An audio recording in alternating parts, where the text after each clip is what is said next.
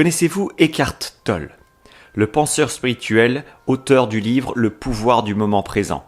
Si vous le connaissez, cette vidéo va vous plaire. Si vous ne le connaissez pas, laissez-moi vous présenter cet homme. Vous savez, quand il a sorti son livre Le pouvoir du moment présent, c'est un livre que j'ai lu, 15 fois, simplement parce qu'il a éveillé une curiosité telle en cette évidence même qui est que le moment présent est la clé vers notre bonheur.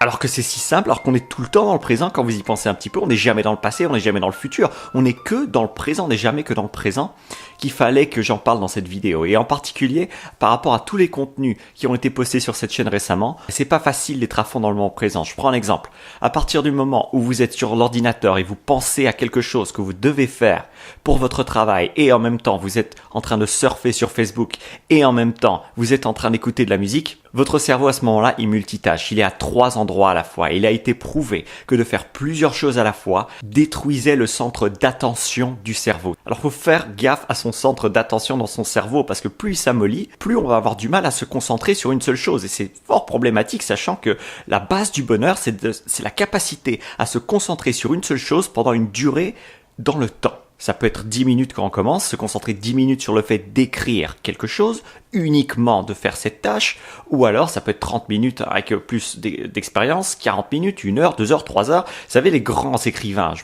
pense ici à Stephen King, à Haruki Murakami, ces personnes, elles écrivent pendant plusieurs heures d'affilée. Alors elles ont acquis cette capacité simplement après des années et des années et des années de travail, mais ça n'en reste pas que ces personnes, quand elles travaillent, c'est très dur de faire ce qu'elles font, elles restent super concentré sur une seule chose pendant une longue durée. C'est ça la base du bonheur, c'est d'arriver à se concentrer sur une chose pendant une durée extensive. Alors on vit dans un monde où c'est vraiment c'est l'inverse de ce que font la majorité des gens. La majorité des gens multitâchent. Elles multitâchent en faisant 15-20 trucs à la fois. Mais pour en revenir au moment présent, laissez-moi vous poser cette question pour aujourd'hui. Est-ce que vous pouvez dès à présent essayer de remarquer quand vous faites plusieurs choses à la fois? Alors je vous demande rien d'autre que ça, juste de remarquer quand vous êtes en train de faire plusieurs choses à la fois. Si vous êtes en train de manger et de regarder la télé et de surfer sur votre téléphone en même temps et de feuilleter un magazine par exemple, et de switcher entre le téléphone et le magazine et le téléphone, et il y a quelque chose qui passe à la télé en même temps et vous mangez en même temps, ça fait beaucoup d'informations pour votre cerveau. Juste le fait de le remarquer,